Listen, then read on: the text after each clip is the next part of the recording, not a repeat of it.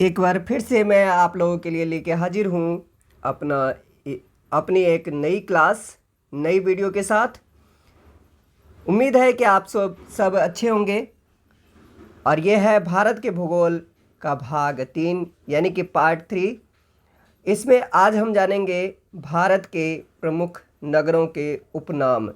एक तो होता है नाम और दूसरा होता है उपनाम, यानी कि उसको एक अलग नामों से जाना जाता है, जो उसका एक ओरिजिनल नाम होता है और एक उसको नाम दिया जाता है। तो उसी नाम के बारे में आज हम इस वीडियो में जानेंगे। उम्मीद है कि आपको ये क्लास बहुत अच्छी लगेगी। यदि अच्छी लगे तो प्लीज़ इस वीडियो को लाइक अवश्य करें और चैनल को सब्सक्राइब करना बिल्कुल ना भूलें। तो शुरू करें आज की अपनी क्लास। ईश्वर का निवास स्थान प्रयागराज को कहा जाता है। स्वर्ण मंदिर का शहर अमृतसर।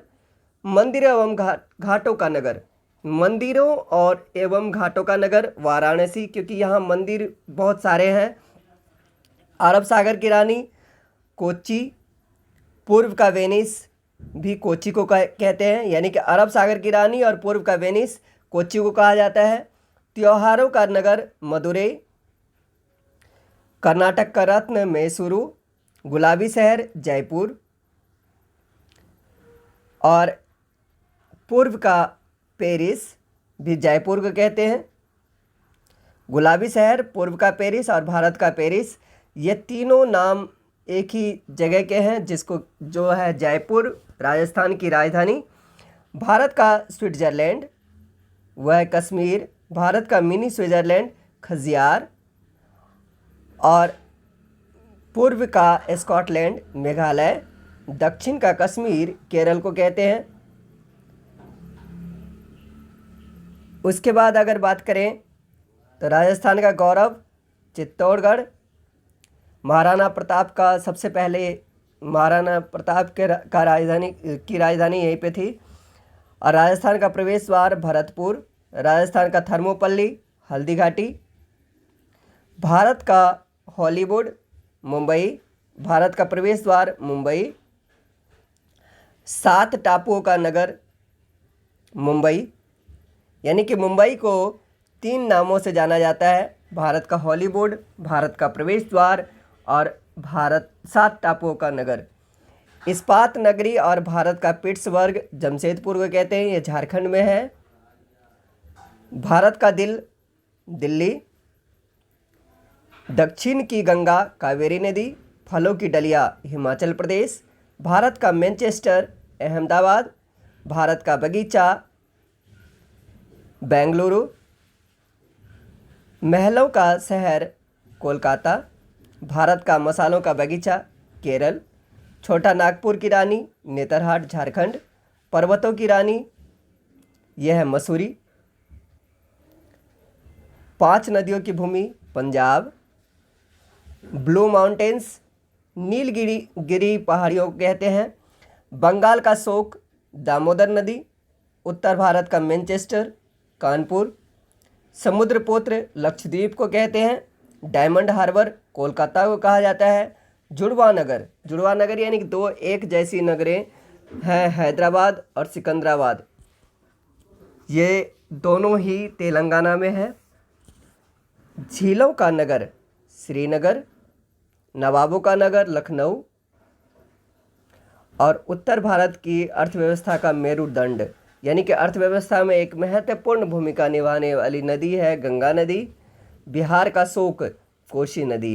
कोसी नदी को बिहार का शोक कहा जाता है, क्योंकि यहाँ बिहार में कोसी नदी के कारण बहुत सारी क्षति होती है। और क्योंकि बाढ़ जो है ना हर वर्ष आती है और यहाँ पे बहुत ज़्यादा क्षति पहुँचाती है। अब आगे बढ़ते हैं। भारत की प्रमुख झीलें वेरीनाग झील, डल झील, बुलर झील, ये जम्मू कश्मीर में है। राजसमंद झील, सांबर झील, ये राजस्थान में है। और 7 ताल झील, नैनीताल झील उत्तराखंड में है। और हुसैन सागर झील तेलंगाना में है। और पुलिकट झील एक ऐसा झील है जो 2 राज्यों में है, आंध्र प्रदेश तथा तमिलनाडु। लोकटक झील मणिपुर में है। अनंतनाग झील जम्मू कश्मीर में है। अब यहाँ से ध्यान से देखिए, वेरीनाग, डल झील, बुलर झील, अनंतनाग झील, ये है कहाँ, जम्मू और कश्मीर में। जयसमंद झील, डिडवाना झील, राजसमंद झील, सांभर झील, ये राजस्थान में है। देवताल झील उत्तराखंड में है। कोलूरू झील आंध्र प्रदेश में है। चिल्का झील ओडिशा में है। लोनार झील महाराष्ट्र। बेम्बानाद झील केरल में है। अष्टमुड़ी झील केरल में, और पेरियार झील ये भी केरल में है। यानी कि बेम्बनाद, अष्टमुड़ी और पेरियार, और उस ये है कहाँ, केरल में है। तो उम्मीद है कि आपको ये भी समझ में आया होगा। समुद्र से पृथक यानी कि अलग होकर तटीय क्षेत्रों में निर्मित छिछरे खारे पानी की झीलें लैंगून झील कहलाती हैं। भारत की सबसे बड़ी तटीय झील चिल्का झील है, जो कि कहाँ है, ओडिशा में है, जो खारे पानी की एक लैगून है। छिछले पानी का मतलब, छिछले खारे पानी मतलब बहुत कम पानी होती है। अष्टमुड़ी झील केरल की पश्च जल लैगून झील है, जो समुद्र, पश्च मतलब पिछला, समुद्र की ओर खुलती है। मणिपुर में स्थित लोकटक झील पूर्वोत्तर भारत की मीठे पानी की सबसे बड़ी झील है। लोकटक झील में केबुल लामजाओ नामक तैरता हुआ राष्ट्रीय पार्क है। फुलहर झील पीलीभीत जिले के मादो टांडा के पास स्थित है। फुलहर झील से गोमती नदी निकलती है। भारत में सबसे बड़ी खारे पानी की झील अंतर्देशीय है, यह सांभर झील है, राजस्थान में स्थित है। भारत में सबसे मीठे पानी की झील वुलर झील संघ शासित प्रदेश यानी कि यूनियन टेरिटरीज जम्मू और कश्मीर में स्थित है। लोनार झील महाराष्ट्र के बुलढाणा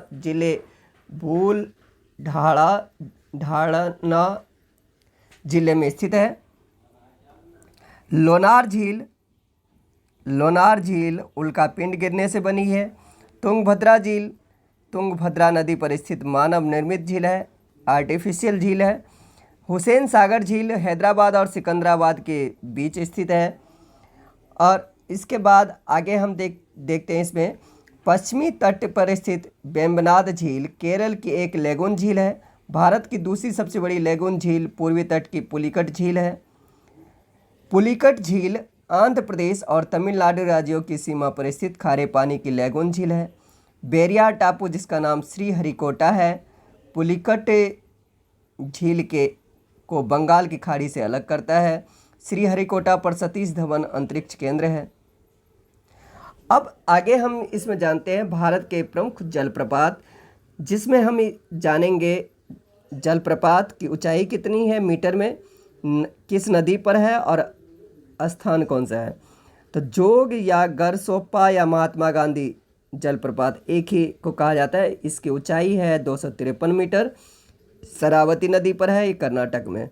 चित्रकूट 29 मीटर जलप्रपात है। जलप्रपात क्या होता है, जब जल ऊंचाई से नीचे की तरफ गिरती है, यानी कि कहने का मतलब है झरना, तो उसको हम जलप्रपात कहते हैं। चित्रकूट 29 मीटर ऊंचाई पर है, ये इंद्रावती नदी पर छत्तीसगढ़ में है। शिव समुद्रम 98 मीटर की ऊंचाई है, कावेरी नदी पर है, कर्नाटक में है। गौतम धारा जोन्हा ये 45 मीटर ऊंचाई से गिरता हुआ जलप्रपात है, राढ़ू नदी पर है, झारखंड में। और उसके बाद अगर बात करें हुंडरू जलप्रपात 98 मीटर ऊंचाई पर है, स्वर्णरेखा नदी झारखंड में है। लोध बूढ़ा घाघ ये 143 मीटर की ऊंचाई वाला जलप्रपात है, ये बूढ़ा नदी पर है, झारखंड में। उसके बाद अगर बात करें गोकक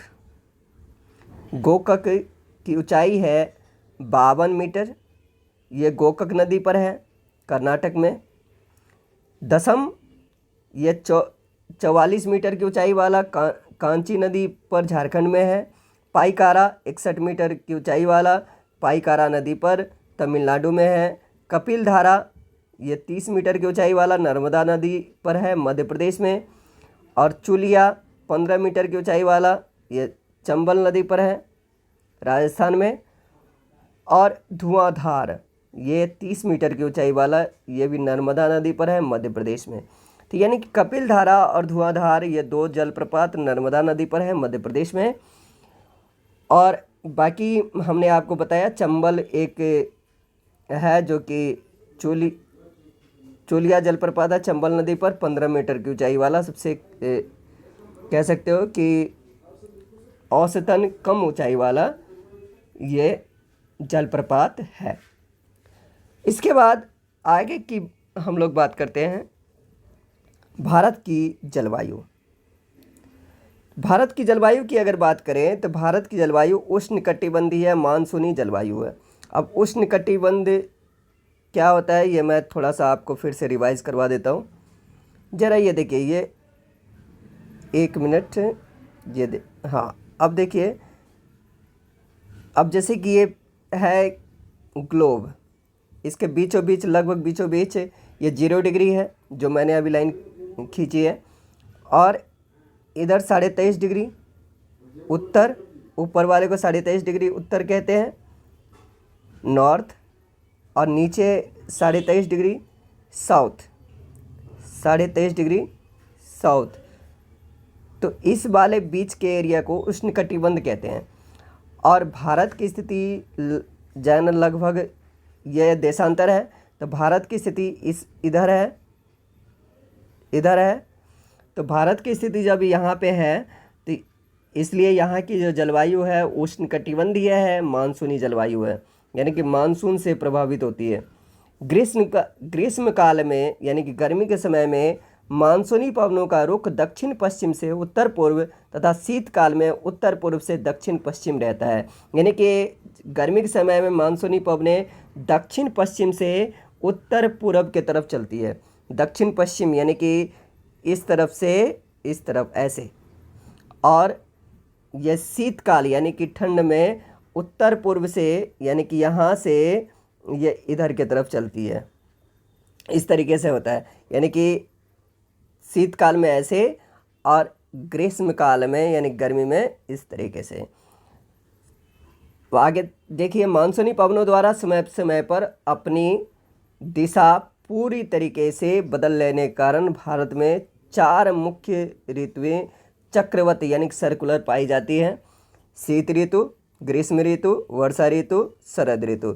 शीत ऋतु 16 दिसंबर से 15 मार्च तक लगभग है। ग्रीष्म ऋतु 16 मार्च से 15 जून तक लगभग। और वर्षा ऋतु 16 जून से 15 सितंबर, यही मानसून के आने का समय होता है। और शरद ऋतु 16 सितंबर से 15 दिसंबर तक। तमिलनाडु के तटों पर जाड़े के दिनों में जनवरी फरवरी में वर्षा लौटते हुए मानसून के कारण होती है। और उत्तर पूर्वी मानसून को लौटता हुआ मानसून भी कहा जाता है।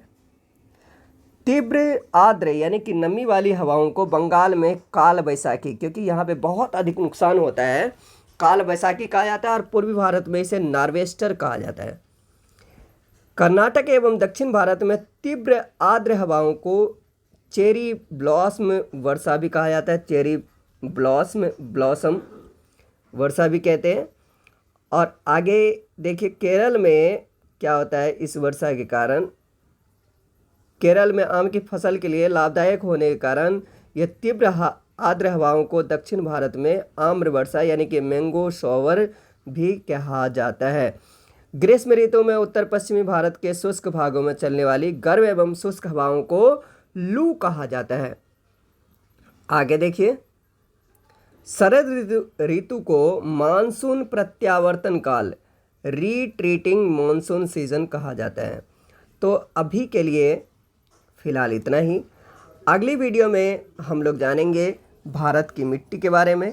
तब तक के लिए have a nice day, take care, take safe.